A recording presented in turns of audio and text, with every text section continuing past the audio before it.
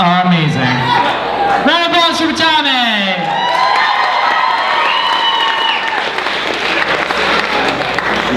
You know what Julia Straub whispered to me when she jumped off stage?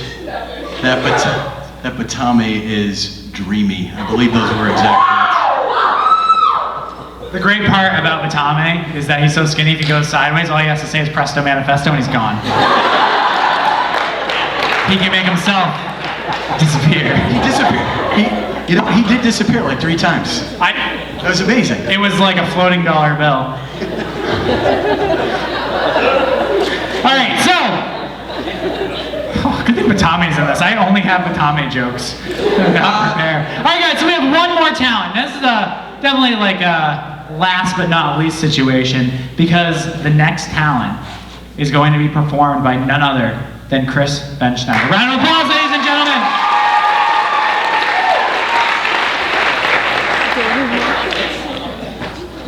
All right. I need a female volunteer from the crowd. Right there. There she is. Softball representative.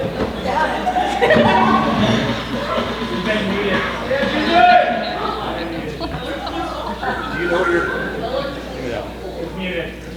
Oh, you know what? I need one though. I need to help him out with this one. There we go.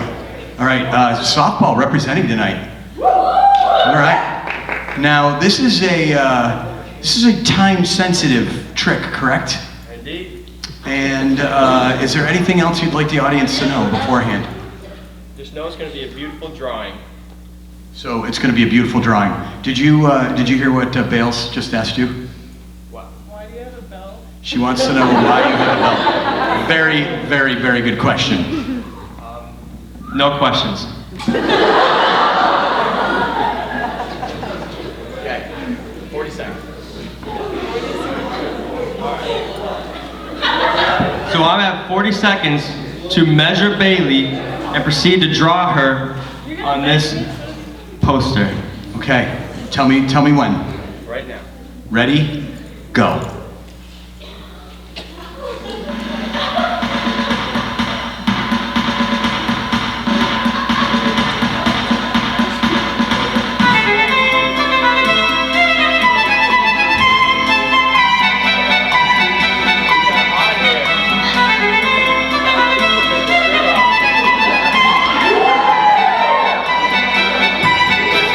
I've never seen Bailey smile so much.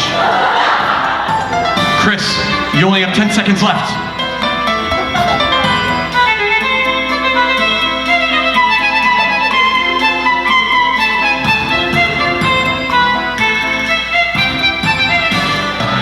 And time.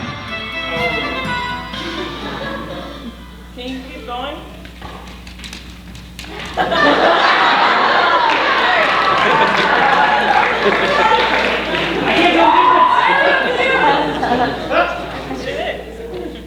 Be careful, this is going to be priceless someday. Yeah, not my best drawing here. No, it's good. I think it's good.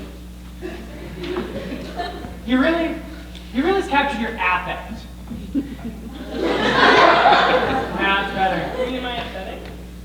No, like your affect. I don't know what that means. Basically, you're like, what You're also wearing like... You're like sort of unhappy but happy with things, right?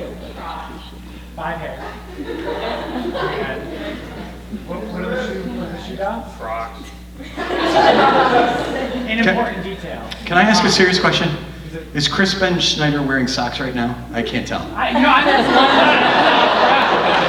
We don't need these socks anymore. Hey now. I'm kidding. There are some rules at Mr. Nashoba. Oh. It's not a bad word. All right, ladies and gentlemen, Chris Benschneider and Bailey.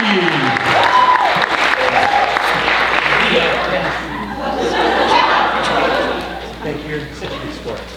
She's. Hey, careful with that. You gotta get that thing framed, right?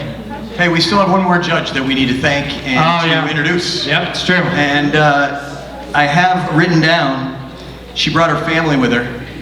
Joe, Hannah, and Scarlett, stand up and wave. There they are right there in the front, over in the corner. Is that Mr. nuts on these over here.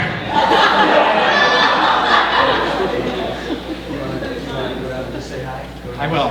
We have one more judge. It's a mom, 3 kids, taking time out to come hang out at Mr. Nashoba. Gotta love it. Ms. Baraka, would you like to say hello? Hi guys. Round of applause, Ms. Baraka. We're not even gonna make fun of her. Because we made fun of Mr. Hunter twice. That's good enough. She's good for the team here, Mr. Hunter. Yep, she's got 3 kids who are gonna be really nice to her. All right, this is it. Oh, This is where we put him on the hot seat. This is one of the last things we're gonna do tonight. Mr. Burks has been slaving over his desk after school, burning the midnight oil, hours, trying to come up with questions. They're even themed. He polled the student body the student body. and came up with just, you know what? Tell him about your question. I gotta tell you guys about a question. This is my favorite part about Mr. Nashoba, because this is the part where I get to talk more than them.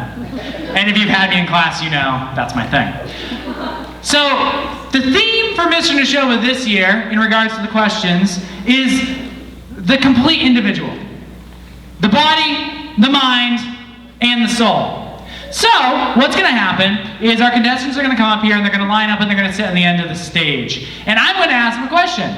The question's going to be something in regards to their body, their mind, or their soul. Some of these questions are pretty easy. Some of them are impossibly difficult. And they won't know which kind they're going to get. My job is to relish in their struggle,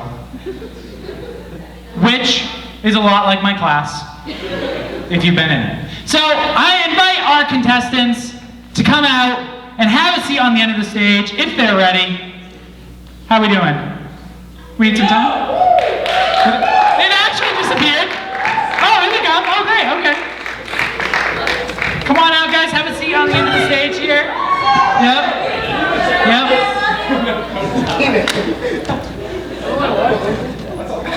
Where to begin? Where to begin? I guess I'll start. Well, you know what? I'm gonna have returning Mr. Nashoba contestants go first. So that's Keenan. Keenan. You know, Keenan, 3 years ago, probably to the day, I don't really know. 3 years ago to the day, we'll go with it. I asked you a question on this very stage. Oh, no. I know what I said too.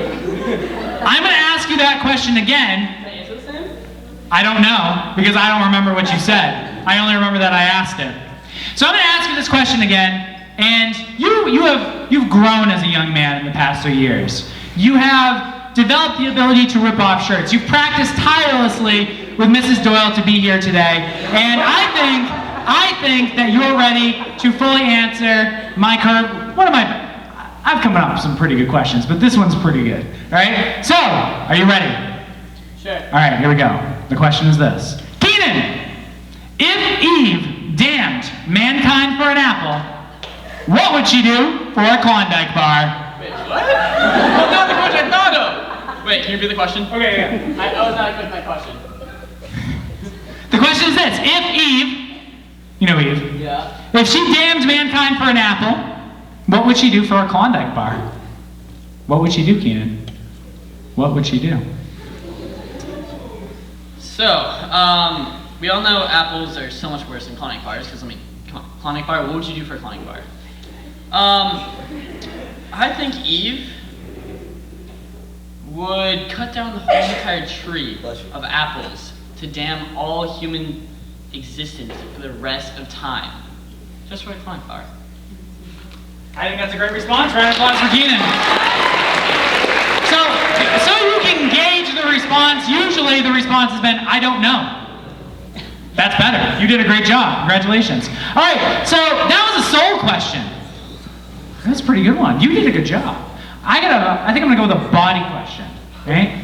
It's kind of, I mean, they're roughly themed, guys. Give me a break, right? Don't go home and be like, well, is that really under the category of body? Just don't do it, right? So, describe to me, Mr. Crookshank, your ideal first date. What would a first date look like if somebody happened to ever go on a date with you? Well, never been on a date actually, but I take him to the junkyard Because when you look around and you see how terrible things are just around you, it makes you appreciate the good things, like the date and me. And first, I would get them some food from the dumpster. And we just have a great time. Be a beautiful, cloudless, starry night, full moon. And it'd just be very romantic. I'd bring some candles.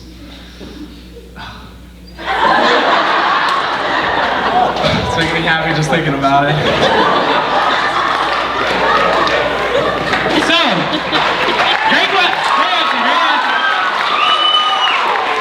So to summarize, you would create a scenario in which the comparison between yourself and the garbage was so powerful that you just seem very good by comparison. Oh, yeah. Yes. Yeah. Also, some things of note to this response. One is there is inexplicably a dumpster at a junkyard, which doesn't make sense because they take garbage out of the dumpster and then bring it to the junkyard. That's fine. And the other thing that's really interesting is that it's a starry night when it's a full moon. When he hits the stars, it's a full moon. But apart from those things, I think that you have absolutely guaranteed that you're going to keep status quo here on the date end of things. Good job. But somebody, what's wrong?